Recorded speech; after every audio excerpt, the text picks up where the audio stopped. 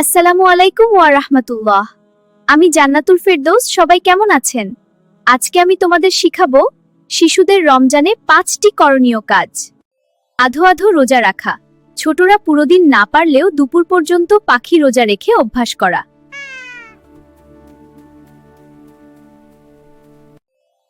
ইফতারের আগে দোয়া করা। ইফতারের ঠিক আগ মুহূর্তে হাত তুলে আল্লাহর কাছে নিজের মনের ইচ্ছাগুলো বলা। ইফতারি সাজানো। ইফতারের সময় দস্তরখানে খেজুর, গ্লাস বা ফল সাজাতে বড়দের সাহায্য করা।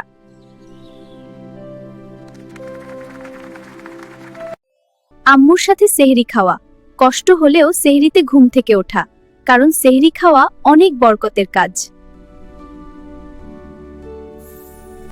মেহমানকে ইফতার করানো। বাসায় কেউ এলে বা বন্ধুদের সাথে নিজের ইফতারি ভাগ করে খাওয়া।